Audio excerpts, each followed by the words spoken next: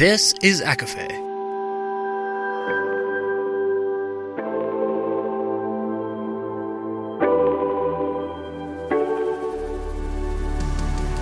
Laura Marie and Jessica Marie proudly present A Court of Fandoms and Exploration, the podcast. Fair warning, everything the hosts say is explicit, full of spoilers and adult content and shall not be used against them. They have opinions.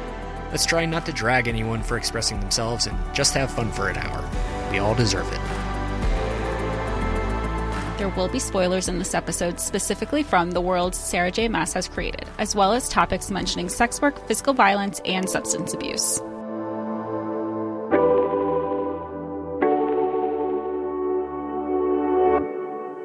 Hi everybody, and welcome to A Court of Fandoms and Exploration, your weekly deep dive into the YA literature and fandoms that we love.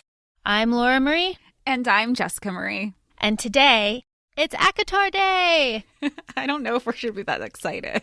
We've made it. We've made it to the hardest book in the series. We are, of course, talking about A Court of Thorns and Roses, or as I have recently started to call it, A Court of Red Flags and Regret. Which, honestly, its biggest redeeming quality is that it introduces us to the series and leads me to the love of my life. You know, before we even get started in the episode, I had to wear my Fuck Tamlin crew neck from the Dear Writer Company. The second that I saw Sarah at A Bookish Design on Instagram, she posted this and I go, oh my gosh, I need it. Where did she get this? The whole time it was under my tree. You knew I needed it before I did, and it was just sitting there for Christmas, and when I opened it, I was so happy. So thank you to Bookstagram and the Writer Company and Etsy for continuing to just take my money and live and immerse myself in my fandom. It is pretty excellent and so appropriate for this episode. So I want to point out that I just finished rereading ACOTAR today, as in like maybe 20 minutes ago. I'm fucking exhausted. It took me all day, but I did it. And I have a lot of notes for this episode because I actually, for the first time, read it with like a critical kind of, eye. And this is my fourth read through, but I really took the time to think about all the points that have been brought up on like Book Talk and Bookstagram and just things that we've talked about in previous episodes. So I have thoughts. And I have opinions, but Jess, where do you want to start with this? I mean, I'll let you take the lead. It's fresher for you. It's probably the best way to do it because otherwise I feel like all this episode is going to be is a retelling because I looked at my notes. As we've mentioned in the past, ACOTAR was my first fantasy book. So let's also go knowing that this is Laura's fourth reread with a critical mind and a master's in literature. She's I can't wait to hear her insight. And then for me, I've done it I can't even say 1.5 because I tried to do the reread. I was still too emotional coming off of the ACOMAF roller coaster.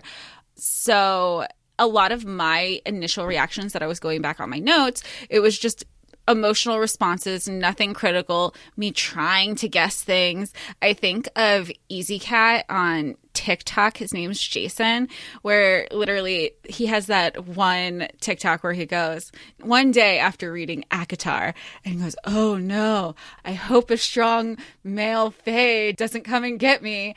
And it's perfect because I don't even care how I got to Prithian at that point, just take me. And at that point, Tamlin didn't seem awful, but I also wasn't completely looking at all the red flags that were there. And that's so true. I think the easiest thing to do would just be to start with the beginning with some of the glaring issues that we have here. And the first one I'm going to say is I fucking hate Nesta in the beginning of this book. She's absolutely terrible. And during this read through, I noticed that all of the times, I mean, I'm not including really Under the Mountain. Before Feyre gets to Under the Mountain, every single time she has any sort of like self-doubt or like self-criticism, it's in Nesta's voice. She goes, oh, Nesta would say something or she uses Nesta's like critical voice as the voice in her head to make her feel shitty about herself. And Nesta is just awful. She won't chop the wood. She won't do anything to help. And it's like, oh my God. You're going to spend all of her money. Feyre's convenient for Nesta when Nesta needs her, and that was so annoying. And I do remember that was one of my criticisms at the beginning. I go, what is going on? Feyre needs to calm the fuck down, because here Tamlin, unbeknownst to us at the time, Tamlin's saying, let's get away, let's go to Prythian. Your living situation's crappy. Your family is shitty. What? Run. Bye. She's done nothing. Her family has not helped her survive. She's relied on herself the whole time. And then with Nesta, it's just that even the double standard for being a younger sibling. Elaine's the middle child, Feyre's the baby, but Nesta only focuses on caring for Elaine, and that's its own thing. But even though we know she's openly had the conversation with Feyre, saying she didn't really have to worry so much about her, that doesn't make it acceptable, especially when you think of their mother has died. Nesta's the oldest, and so it's just you're naturally in a maternal figure place for your younger sister, and she did not take ownership with Feyre at all. No, not at all. And Nesta does say later on, like, I didn't help because I wanted to see, like, what our father would do if he would let us starve. It's like, are you, what? That is some twisted fucking logic. I just can't stand it. I also really like and kind of stand by it when Feyre says that Elaine is kind of dumb. Well, I mean, that nothing has changed. She still is.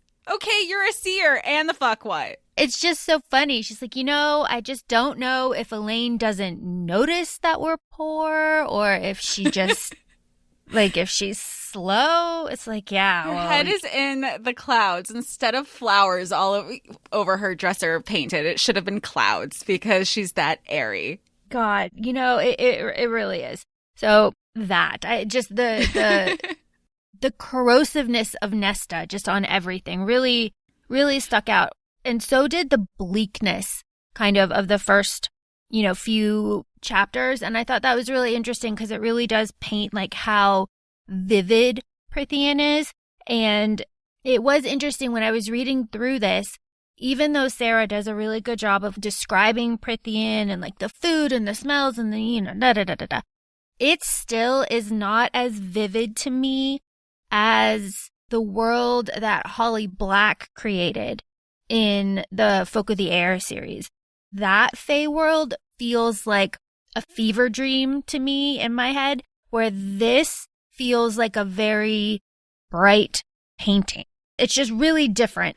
Well, Holly Black's Fae world, it feels your stereotypical fae or fairy. Like, I've got very much Midsummer Night's Dream with a Starbucks and a Target. And she talks about that too.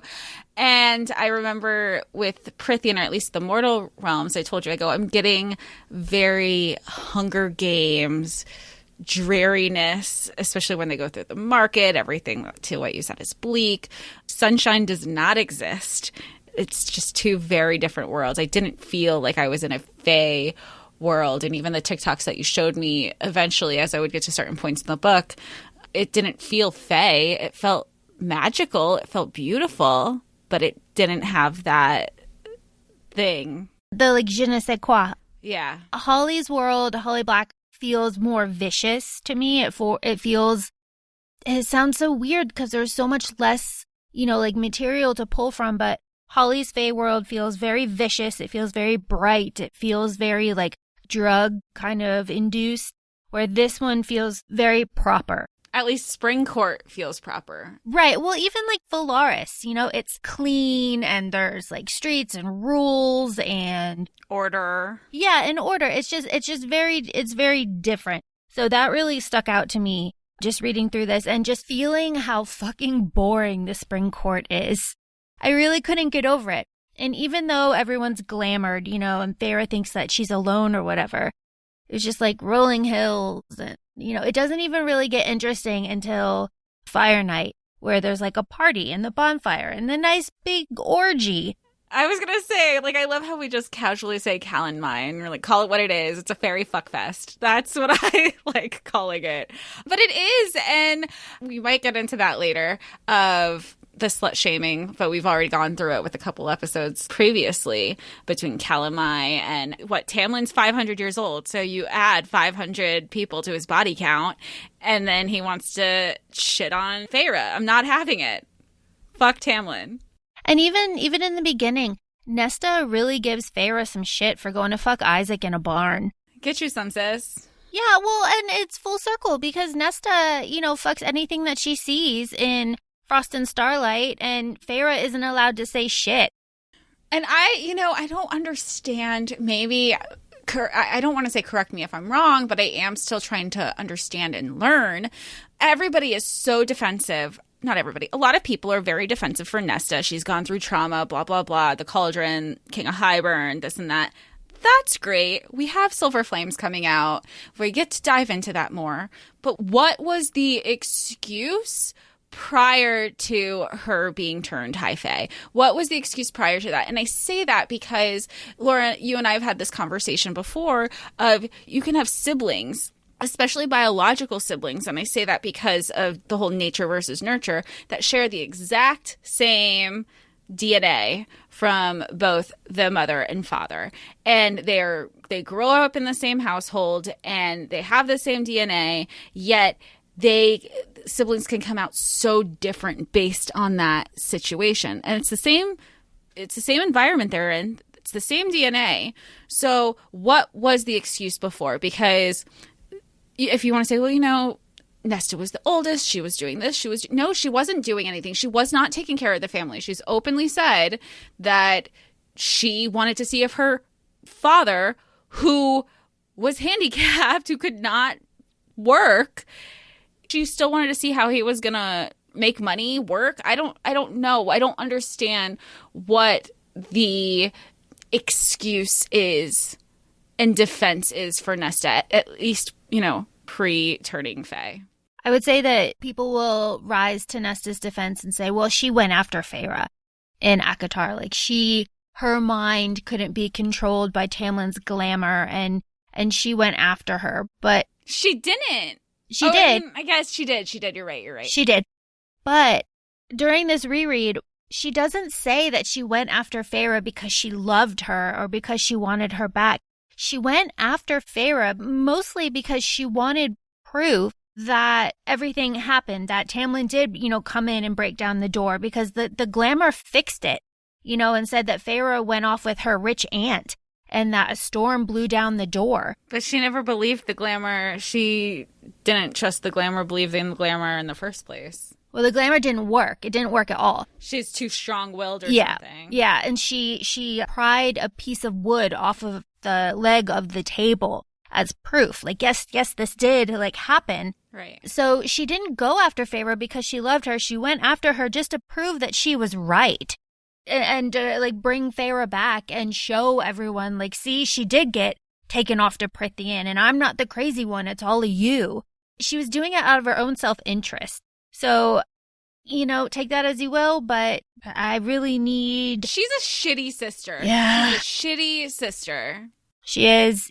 Silver Flames changed my mind. That's all I need to say, You know who I really like on TikTok, and I might be saying her name wrong, Caven_books or Cavan, I really don't. But she's been posting the Mrs. Asriel, as if her and Asriel are into fights. But she's also, rightfully so, she's like, look, there's a million Nesta stands out there, and I can hate her. She's a shitty person, and we're allowed to have our own perspectives. And I love that she's bringing a voice. And I love all the TikToks because we've mentioned before, I'm that person who could be like, oh, they bring a good point. Oh, they bring a good point. And it's not because I'm wishy-washy. It's because if you're bringing valid points to the table, as we should be able to be receptive to them and then formulate our own opinion. And I love that she has openly discussed why she does not care for Nesta. And, props to her because the book talk community is over 1 billion people with 1 billion hashtags. And when people come for you, they come for you. So I really like that she's standing her ground. We need more of that. Yeah. We need more of that. Diversity. Diversity is what makes it rich. So as I was reading through, I took a lot of notes, but I kind of just want to point out specific things, and I've got it here. So something that I found really interesting are these first inklings of Rhys in Feyre's life before she even realizes that he's there. Mm-hmm. So obviously we have the night sky painted on the dresser. Like, that's the one everybody knows.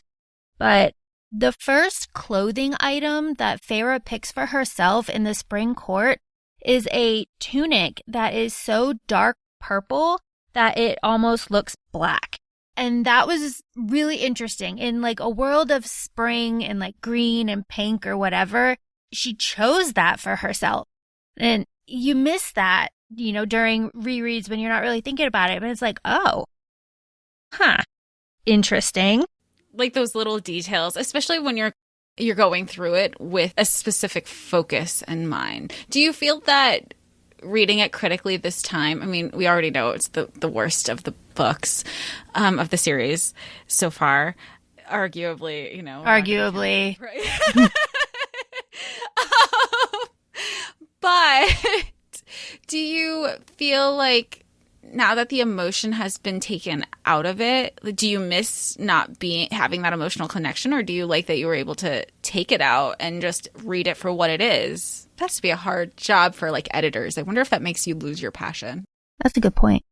Did it? You know, no, because I am emotionally exhausted now, and I was not invested today. You know, I was like, okay, I just want to read this. I want to get the points or whatever. But you know, when she got under the mountain and she was going through it, like I was still really in it with her.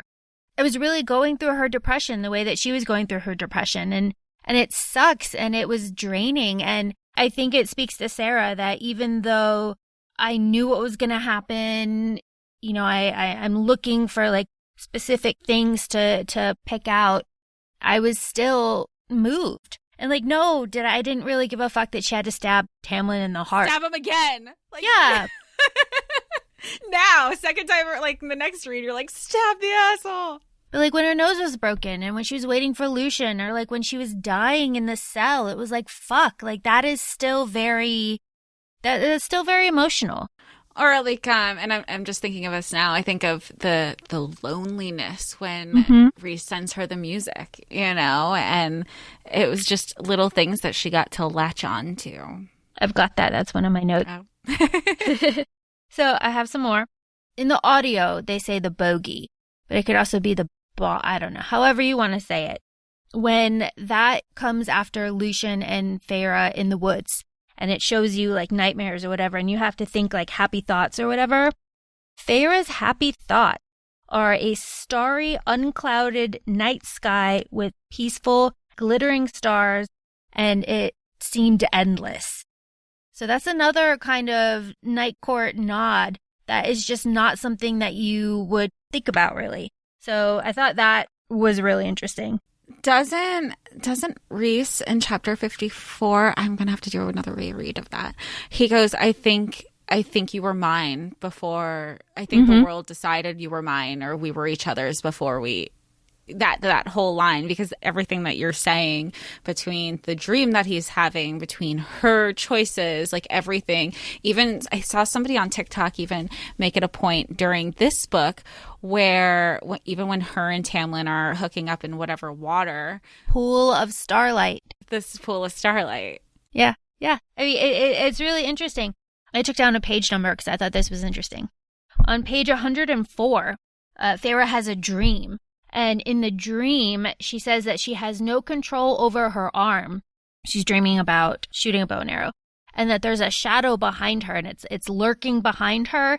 And she can't see who it is, but it's observing her, and it makes her shoot the shot to kill the wolf, to get her there in the first place. That's what she's thinking about. And then, of course, she's thinking about skinning, and it's very graphic. But that's obviously like Rhys, right? I love him. Right? Like, he's just the best. So, like, there's that. And there's also some foreshadowing about the wall, which I thought was really interesting. Tamlin mentions that the walls are a big inconvenience, and that if the Fae really wanted to, they could shatter it and murder all the humans, but he's not interested in that. And it's like, oh, well, okay then. So is the wall, like, I guess the wall is just that comfort for humans. Yeah, pretty much. I mean, that's kind of what it seems in this book, since like they go back and forth through it, you know, all the sentries go in and then come out, and then Tamlin goes in and brings out Feyre, and then Feyre goes in again and then comes back out. There's a lot of back and forth. And even in the second book, when they're going back and forth to the Archeron estate to, you know, work with the sisters, there's no struggle. I mean, at least from the face side of things. Mm-hmm. Humans are just, they know the wall exists, but I just don't think they even bother to try, except those teens or whatever in the third book who definitely are like, just take us, please. Children of the Blessed, yeah. Same. I'd join that cult so fast. Just get me there. Or I mean, I guess, is this the cult? Is this the SJM cult that everybody talks about on TikTok? Because maybe this is it. Maybe we are the children of the blessed. It's like, please take me. Please take me. Please take me. I don't care. I'll even take Tamlin at this point. When I was looking, I found the first red flag that was a red flag to me that no one notices as a red flag in this book, because you don't notice any of the red flags in this book. But Tamlin he's talking to Feyre, and he's in the garden, and she's asking questions, and he's like, you know, one day I'll answer you. One day when everything is settled and you're safe, I will answer all your questions. And that's such a huge red flag, and we know that because he doesn't. Dismissive. Well, and he doesn't answer her questions, right? Like, she has to pry in book 2 to get anything, and then in Aqua War, when she goes back, she's invited to the meetings and stuff, but even then she's not like deep into the planning. So like he never does. And I think of when she's infiltrating the Spring Court in the third book, it's very women can be seen but not heard. Yeah, you could be in the room, but don't say anything, don't touch anything, don't make your presence known. It's exhausting how Tamlin views women. It's exhausting. Which is an excellent segue to the next point, talking about marriage. So Tamlin is talking about his parents, and he's talking about Lucien and the mating bond. And he says very specifically that the mating bond overrules marriage. So the hypocrisy, I just don't understand it. I know this is an ongoing conversation. He really is, that's my toy. I want to play with it. It's very Arobin of him, by the way. It is. Now that I've read that. He does this because Arobin, he's like, why are you sending her to Andovian? And it was basically, well, like, if I can't have her, nobody can. That's the same thing. And Tamlin, with his, you know, small dick energy, is like, well, this is my toy. I want to play with it. I want to be right. I want to win. I had it first. Fuck off. You're the worst. You are every fucking Chad. He's Chad. No one wants a Chad. And he's a Chad. It just makes me so angry when he just spouts this. He's like, oh, yeah, you know, and Lucien thought when they were married or whatever that the mating bond would snap in place and, you know, blase. And then, you know, Feyre has the mating bond and he completely disregards it. And he's like, oh, she's my wife. It's like, First of all, she didn't marry you, Tamlin, in Akamath. Let's just be clear on that. Secondly, she's Rhys's mate. That is like done and sealed. And then you were so fucking preachy about it in ACOTAR that it makes me hate him so much. So much. It's not even that he doesn't have respect for women, but he just also doesn't have respect for others, because look at how he treated the water wraiths. Look at how he treated just like respect in general, because he's not respecting the mating bond. And a mating bond that's reciprocated. It's not just like a Lucien Elaine thing or it's one-sided. No, this is deeper than that. She loved you at one point. She doesn't now. You guys never talked. And it almost reminds me of those relationships that they've been together for a long time. This kind of seems like, oh, I guess we should get married now. I guess we should get engaged now. And now things didn't go according to his plan of what the ideal expectation was of. She went under the mountain for you. Your guys should get engaged next. Now you should get married. Like, because the progression didn't happen the way he wanted it to. But he never had respect in the first place. And everything about this book, I just want to pull my hair out, because then I think of how we find more backstory and about even how his mother died, and he just keeps playing victim and woe is me, and he keeps playing that all the way through Frost and Starlight. Fuck off. I'm sorry. There is a lot of swearing in this, but I just cannot tolerate him. And that brings up my next note where when Tamlin tells Feyre, like, his family was killed by a rival court. And you started it. What did you think was going to happen? I have the quote here. He goes, for whatever reason, or like luck of the cauldron, he was spared. It's like, what? Luck? Rhys fucking spared you. There is no like luck here. That is what happened. Why are you saying that? Why are you acting like that? Like, it just doesn't make sense. It just doesn't. He had his mother and his sister's wings displayed in the office. How can you sit and act like, oh, I have no idea why my family was killed? Really? Because you're lucky Rhys let you off easy. And it wasn't even Rhys. It was his dad who did it. It's just so much. But that brings us to Calamai, as we were saying, and another inkling of Rhys. She says there's a voice in her head saying, go, go, go. And we know, we know now that was Rhys, because Rhys was there and he was doing his thing, and we learn like how he got there and like why he was there and whatever. And then they have their fantastic meeting, which is wonderful. Well, and I love that he was there not because of Calanmai. He was under the pretense of Calanmai with Amarantha and like, oh, I think there's like some shiftiness going on. I'm going to check it out. But it was really because he had sensed that Feyre was in Prythian this whole time. He was that drawn. He's like, I need to go, and I need to find a way to get there. I like how Feyre, two things. First of all, I like how Feyre says that, Rhys is so fucking hot, she wouldn't have the balls to paint him. Secondly, I like how TikTok has basically said that Feyre's paintings suck. I love it. And it's just, it's accepted. Like, Feyre's a bad painter. My favorite thing is Kaven's book talk, where she's like, this is literally worse than one of Feyre's paintings. And don't tell her I said that. I love it's universally accepted. It's so good because, and she says, like, Feyre does say, like, I'm not any good. We know. I don't want to show anybody. It's like, yeah, okay, we know. I wouldn't either. That brings up this other point, which I never noticed in my other rereads, but Tamlin gets all painted up for the grand rite. He has the whirls and swirls all over his body. So, and it says, Tamlin for the great rite is painted, and Feyre can see where he's been touched. Okay? So. Oh. Yeah. I didn't pick that up at all. Yeah. It's there. Like, it's right there. And I'm sure Feyre never makes that connection to when, like, she's all painted up too. But it, Sarah put that, I almost said Sarah. Sarah puts that in there.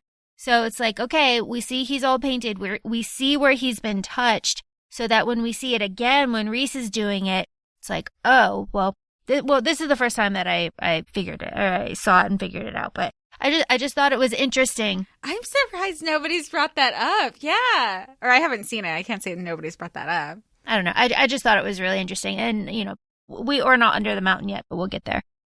Oh, I have another page number, and it's about Nesta. And I thought it was really interesting because we've been speculating so much about Silver Flames. On page 282, Feyre is talking about Nesta. So this is after Tamlin sent Feyre home. After everything, after they've had all the sexy sex, and he says that he loves her and she can't say it back because... Trauma. Feyre is talking to Nesta and everything, and Feyre makes an observation. She says, there were no limits to what Nesta might make of herself once she found a place to call her own. And I thought that was really interesting because where could that place be? Is it the Illyrian camps? I mean, now we're getting into Silver Flames speculation, but I just thought that was a really interesting line to set in this first book, knowing what we know about Nesta and like where she's going now. And she's going to have this like big story arc, but this little seed was planted. And, you bring up a good point, because it's not that she acknowledges, what it would be like for her in Prithian, and understanding that for every person, home is different. Home doesn't mean what home means to me. Sometimes some people, like, they really say like home is, and there's a song that's like, it's called Home, and the lyrics go like, home is wherever I'm with you. So it doesn't even matter home being a physical place. Home can be a person. Home can be an experience. And the fact that that's highlighted, that Nesta's home isn't going to be what Feyre calls home. And you see that at the end in the extra chapter of Frost and Starlight. It's very good. I wonder if Sarah had always known she wanted to develop Nesta's story, or if that was intentional. That was an unintentional line that she saw that had potential that could be formulated over time. I would be interested to see how Sarah plans out her books. I want to know her writing process. She's probably writing one book on paper, and then it's just, you see it with, we were talking about it for the bonus episode of Throne of Glass, where you see her, there are a lot of things that she's writing or making reference to in Throne of Glass that directly tie into ACOTAR. One of my favorite authors, Melissa McPhail, has a really crazy way to plan out her stories. She uses a chessboard, and she has, Jess is making a face at me, but yeah, you can Google this. She has a big chessboard, and she puts sticky notes on all of the chess pieces, and then maps out different places, and then puts the chess pieces in those places, and then for each book moves them to a new place to kind of give her a visual representation of where everybody is and who they're interacting with, because the books are very complex. This is a Pattern of Shadow and Light by Melissa McPhail. There's 5, very complex, but I thought that was really an interesting way to do it, and I haven't heard of other authors do anything like that. That's so different. And I don't know if this is how she's doing it, but in my head, I'm almost thinking like if she finds the plot or where she wants to go with it, and that's the checkmate. Like that's the end. How very Queen's Gambit. Yeah. Yeah, it's really good. That's really cool. I know like other people do like storyboards or have a big murder board or whatever. Yeah, up there. Yeah.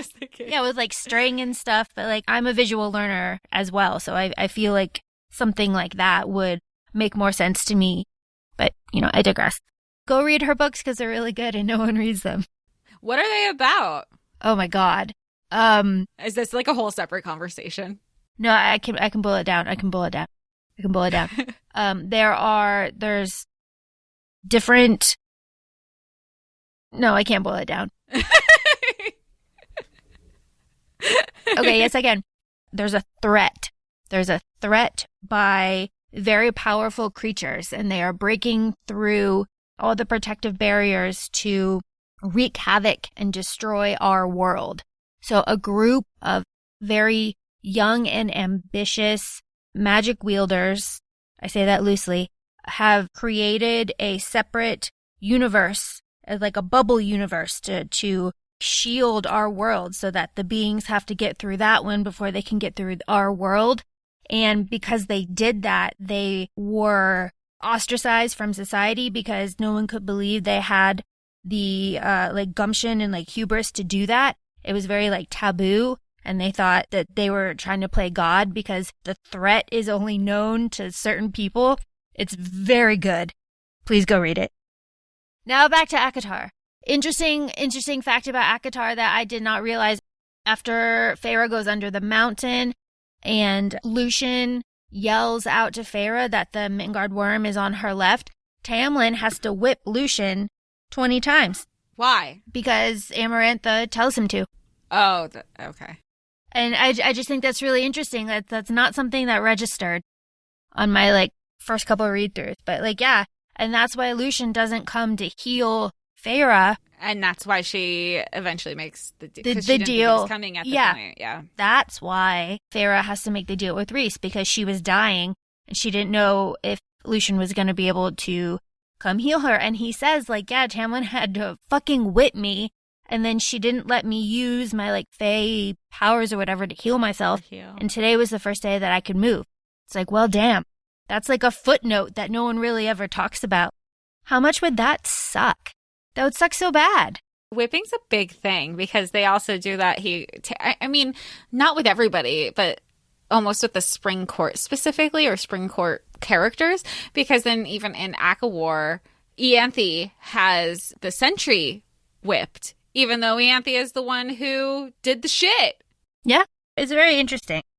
My next note, page 362.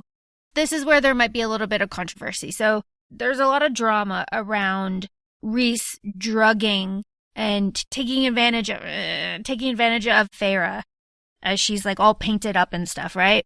We know this. I feel like we need to deep dive into that because this is a very hot topic for people. There's a lot of feelings about that, but on page 362, Rhys tells Feyre very specifically why he's painting her. And like later on, he tells her like why he's having her drink the wine. He's very clear about it. So I know that no one is touching you. And you know that you are only being touched on your waist and your hips. So you have no question about anything like untoward happening. So it's like he's doing all these things for like reasons, but she will also have a peace of mind being like, okay, I know where I was touched. And he tells her like right up front. And it's very sticky. And I feel like because of the perception that he's created for himself because of his role, the delivery of it is very, like, there's malice to this choice of the painting, when really it was a, hey, I'm the good guy, nudge, nudge. This is for your own peace of mind. I'm not saying that drugging people unbeknownst to them is okay. Obviously, it's not. But this is whatever she was drinking. It was a lot stronger than fairy wine that she had to not remember. And then even though she wasn't remembering, she was still able to wake up and know that she was not harmed. I know it's controversial. It is. But also, you know, she, after that first time, she knows what the wine does. And she asks Lucian, like, what was I doing? Who was touching me? And Lucian says, like, well, you were sitting on his lap and you were dancing, you know, kind of raunchily between his legs, but he only touched you on your waist. And then later on, she voluntarily drinks the wine. I mean, she's like sliding very quickly into her depression, but she does. She drinks the wine because she doesn't want to remember, but she also knows like exactly what is going to happen.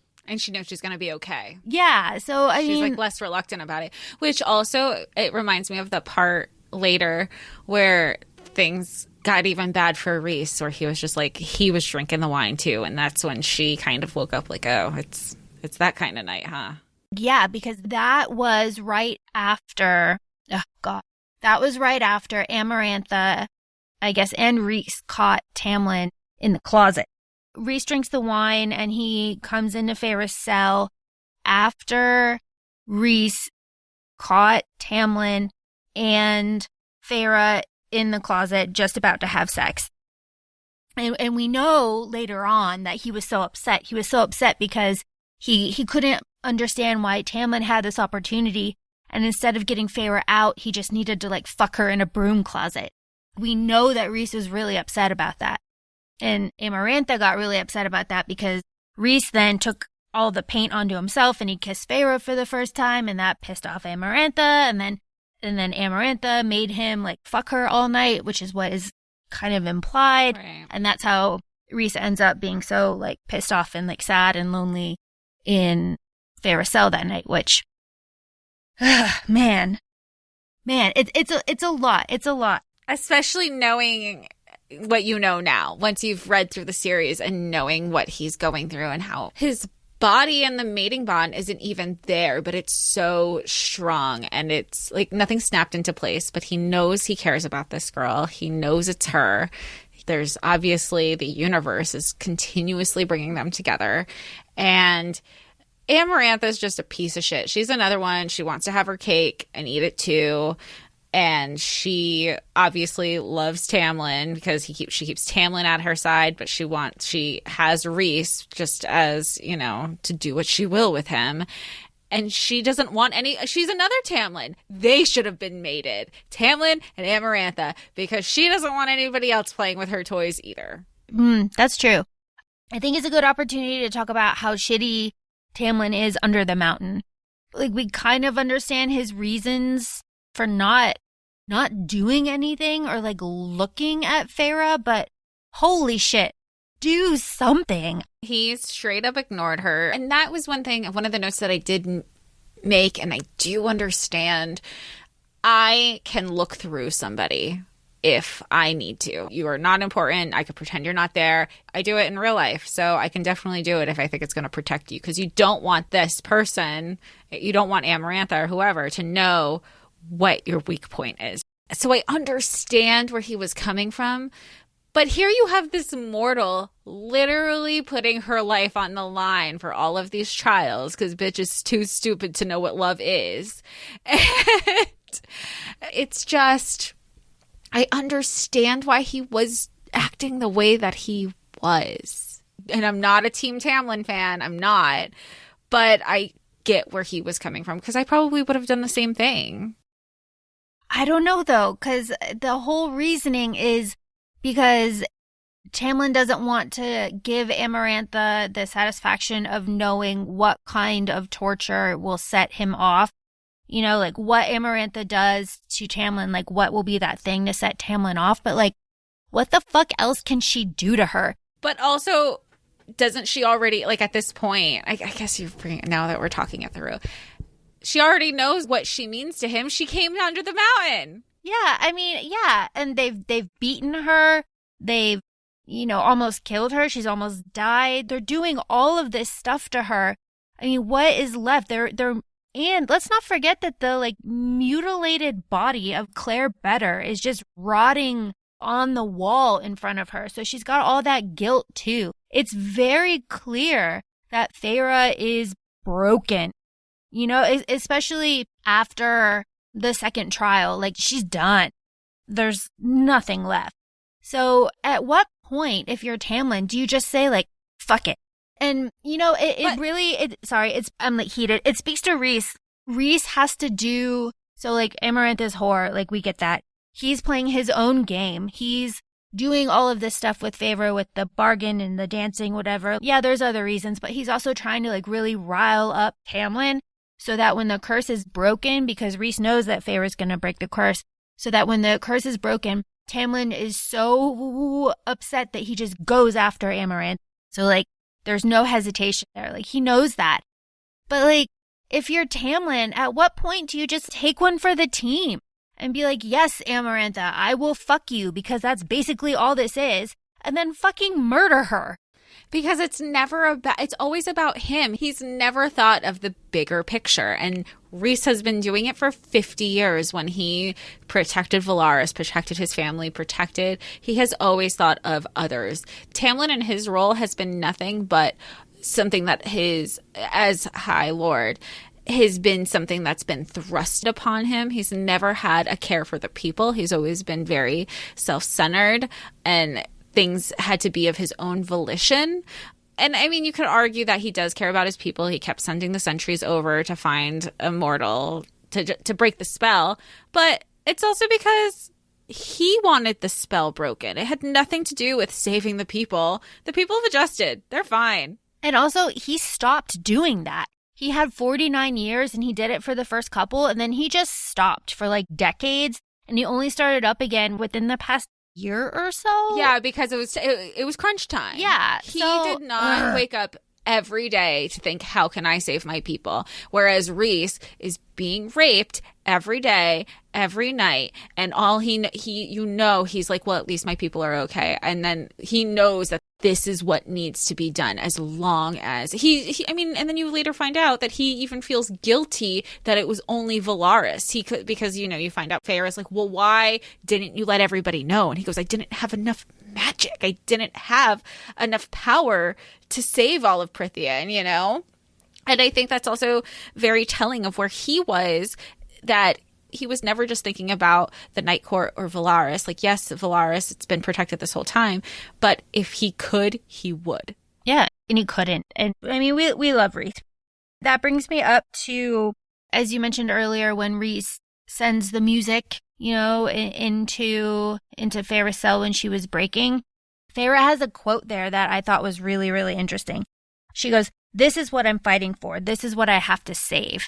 And we know that it's Valaris, right? Like, she's hearing the music, she's seeing the you know, the city or whatever, like, you know, how she interprets it.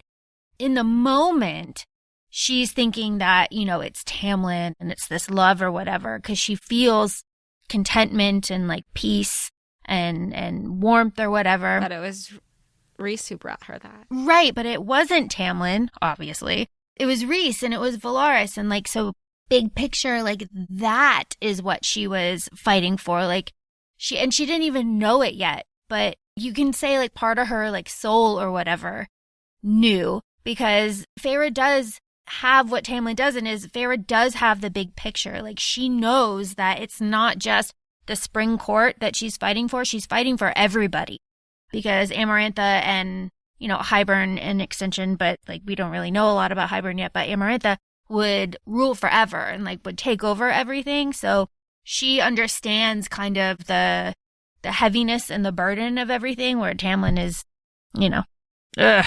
There's something, you know, and I don't mean to be like this hopeless romantic about it, but there's something so fantastical about, I don't know, just fate maybe. That it was, you think it's supposed to be this one thing, and the whole time it was bringing you towards this love of your life, this family, this whole life that you, unbeknownst to you, that everything is pointing you in that direction. And like you said, you're thinking that it's Tamlin. She's thinking she's bringing peace, but the whole time the peace is coming from her future. I don't know. I think there's something very, very beautiful and very magical. And damn, that does that shit happen in life? Because you hear about it every so often.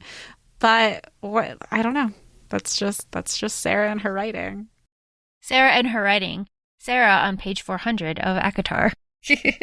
Has Feyre kind of appreciate her situation, and she says that Rhys was keeping her alive for a lot longer than she realized, which I think is really interesting. I think what she says is, Rhys was keeping me alive and had done so even before I set foot under the mountain, because she is thinking back to everything that he did. Like, he protected her at Calamai, he lied about not knowing who she was, lied about Claire Better, and you know, he bet on her, and then he helped her again in the second trial with the pulleys and not being able to read.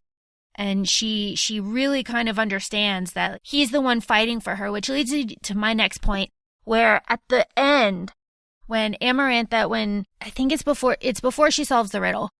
Feyre solves the riddle, but Amarantha is beating the shit out of Feyre. She's angry and just, you know. And she hears Rhys is calling for her. Rhys is screaming her name. Yeah. And not only that, but like, he picks up a knife and he goes after Amarantha. And Amarantha like knows, and she throws him against the wall, and she's like, I'll deal with you later, like, you fucking traitor. But that was the point, that I think he couldn't keep the mask on anymore. He couldn't keep the mask of indifference. But at the same time, Tamlin was just on his knees begging. Yeah. He didn't do anything. He was on his knees being like, please, you know, Amarantha, stop. I'll do anything. Like, please, please, please. And it's like, what?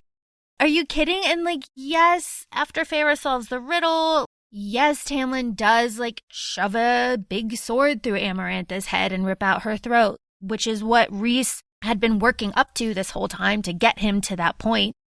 We know that. And he finally did something useful, but it's just, and we know later in the book, right before Feyre and Rhys say goodbye, that Rhys says, like, I just want it in the history books that I tried. I tried to do something. I tried to fight back. And no one else did. And, that pisses me right off. I'm heated. Sorry, I'm heated. No, you should be, because you're right. And then you find out in the second book how he's, he knows how villains are written. He's the High Lord of the Night Court who took away the bride from the Spring Court. And he's the one who fought while everybody just stood around, and he's still being portrayed. I mean, I know that part of it's because that's the character he created for himself, but be that as that may, it doesn't change the facts that he still fought. He helped change history. And he did other things that he doesn't really get credit for really until ACOWAR. Let's remember, he didn't rat out the Summer Court for their attempted coup. He lies, and then he kills that guy instead of shattering his mind and giving him a walking death. And Imerith is like, oh, and Rhys is like, I was bored, sorry. But Feyre recognizes that he was doing the best that he could under excruciating circumstances. And then there's all that talk about the slaughter of the Winter Court children. And then Alice, goes on and says children are very precious, da da da da da. And we don't find out later until Act of War what all the reasoning behind that was. And Rhys didn't know, and Amarantha did it on purpose to try to gauge his reaction, because she kind of suspected that he wasn't, yeah. It's just very interesting. It's very interesting. I have 2 more points. Interestingly enough, Beren is the first one to give Feyre the spark of life or whatever after her neck is broken. And that fucking shocked me. That blew me back in my seat. I had to reread it a bunch of times, but Sarah is very clear. She says that it's Lucian's father, which, okay. But then she says the High Lord of the Autumn Court. And I was like, whoa, that is really out of character for Beren. I was shocked. I mean, does it have to do with the fact that, we learned that Lady of the Autumn Court helps Feyre out while she was cleaning and saying this is for saving my son, even though we know Beren. We know that Beren doesn't like right Lucian. Yeah, it was really strange and something that I wasn't expecting, and it's not ever mentioned again. Maybe it's just one of those not plot points, but just something where that connection, because didn't you say that the physical description of Beren, you thought, wait, after knowing more of what we know, isn't that Hellion? Yeah, he says a dark-skinned, I'm pretty sure it's a dark-skinned male that kind of looked like Lucian with the same hair or whatever. It was his father, the High Lord of the Autumn Court. Those are different. But then it's even brought to the attention on Book Talk where how Lucian is physically described in the first book is different than how he's physically described in the second book. So there just could have been that loophole that Sarah forgot about, and then the editors completely glossed over. That happens a lot in maybe it's Amarantha, or maybe it's Maeve. I don't know. They screw up her hair color one time. It's funny. It's pointed out a lot. My last point is that after everything, so we're at the very end, Feyre and Tamlin both kind of realize that they're in the shit. There's stuff that they need to talk about. They need to talk about everything that happened. And guess what? Surprising no one, they don't talk about it. They just fuck. And that is the relationship in a nutshell. That is what it is. They use sex for coping. God, do they ever? They just don't talk about anything. And I guess in this book, I can understand that to a point. You're still under the mountain. You're still kind of... And there's the other thing. They only had sex one time before all of this. They're not actually in love, which, I guess... but... I was gonna be there's no way Dick is that good after one time, But I guess if you're coming from, a dirty barn to she's got, nothing to compare it to. And we know from Akamaf, she goes, I would have loved the first thing that showed me any sort of kindness. Yeah, kindness and comfort. That's all she wanted because that's what she needed. She was starving. She was poor and starving and working herself to the bone for no appreciation. And starving in every sense, like the physical sense and the mental sense, and having conversation, the intimacy. I mean, even though they're not really talking, she feels like she's having more conversations, even if they're just at a surface level, between Lucien and Tamlin and Alice and Suriel and the Naga. She's speaking to them more than she did her whole family for the past 5 years. Oh, we didn't even talk about the Suriel. Oh, our gossip queen. We love what did you say? We love a gossipy bitch. We love a messy, gossipy bitch. Like, we are all about the Suriel, and it's so good. I love it. I love it. Stay with the High Lord. Yeah, okay. Love it. We love the Suriel. I love how they say, the Suriel's really hard to catch, blah, blah, blah. And every time the Suriel sees Feyre, he's like, what up? He's like, oh, you caught me with your rabbit snare. Oh, gosh.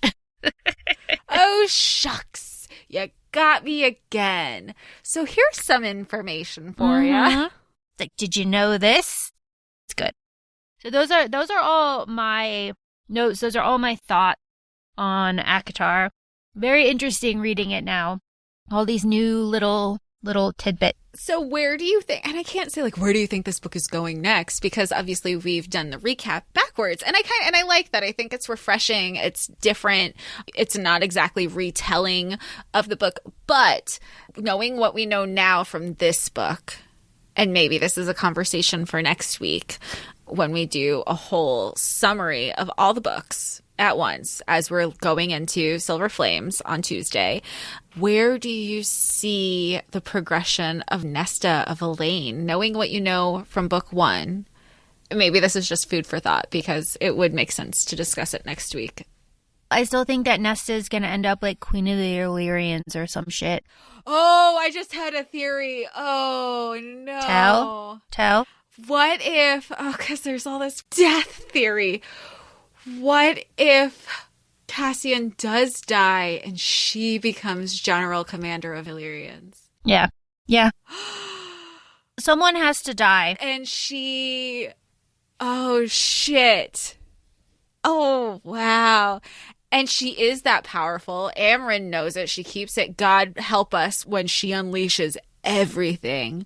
And we already know that obviously Cass and Az, they have the 7 siphons. I like the meme the other day where they go, hey, let's not forget that Az and Cass have 7 siphons compared to these other Illyrian bitches. Bitch ass Illyrians with one siphon. That's what it was. Bitch ass Illyrians. Oh, that might fucking happen. Yeah. And then she just becomes queen.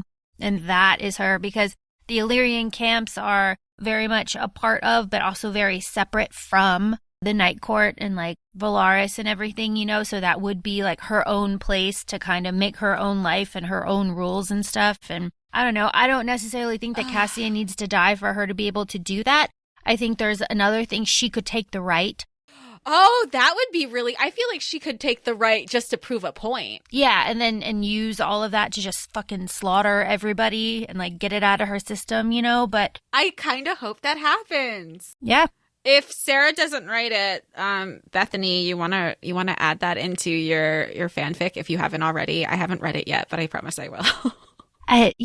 Man, I don't know. I don't know where it's going to go. All I do know is that it will go to an Az book. That's what we get. That's what we deserve. We deserve an Azrael book. Not only do we deserve it, he deserves it. He does deserve it. And I gotta tell you, all of these teasers that have Az in them, it's like... She's doing that on purpose. You know it's a Silver Flames book, but she knows where we're at with Az. Especially after she went ahead and said, oh, Az is a freak, but in a good way. What? You can't just put that out there, Sarah. Don't you know what we're gonna do with that? Oh, man.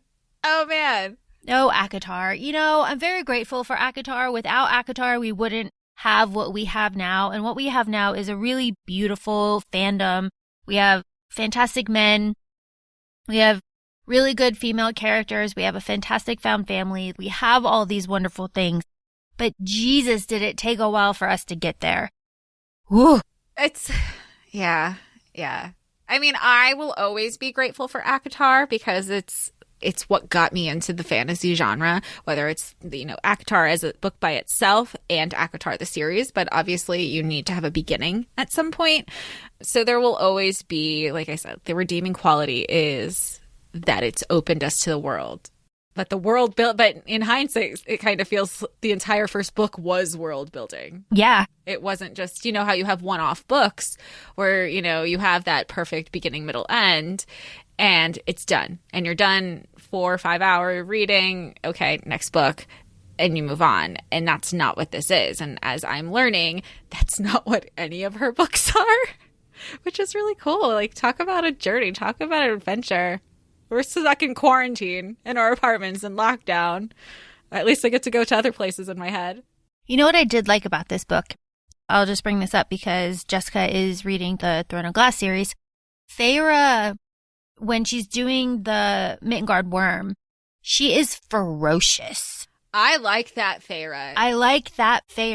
That Feyre has a lot of Aelin, has a lot of Selena. Yeah. I really enjoyed that. That Feyre, I feel you see her pop up again in ACOMAF when she's fighting for Valaris.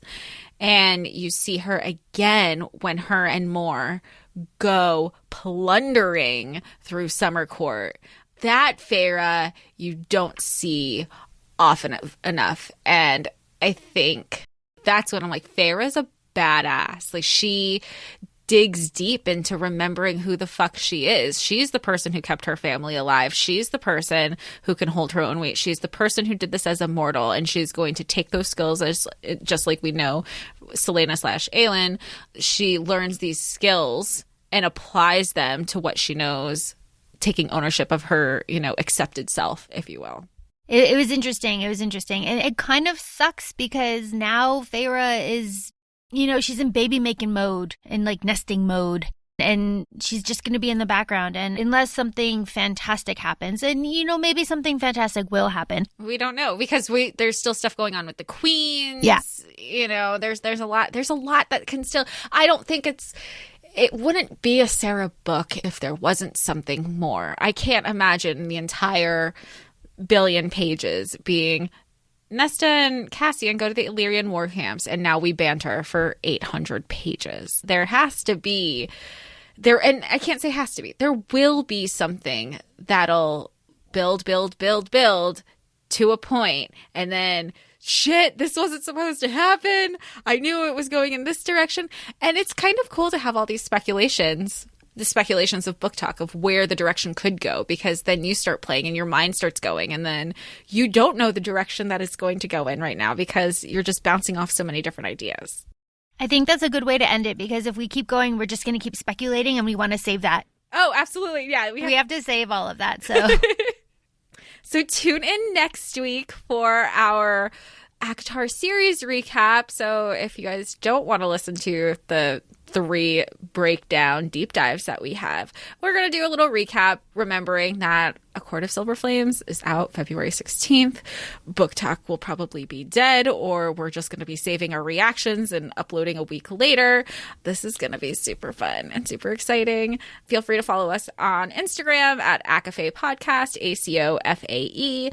Give feedback, interact. I'm definitely always on, please. I like talking too much. I'm just in my apartment on East Coast time, but don't sleep because insomnia is fun. And that's it, I guess. Well, thank everybody for listening. We really appreciate it. We appreciate you. This has been a lot of fun, and we can't wait to have you tune in next week. So see you then. See you then. Thanks. Bye.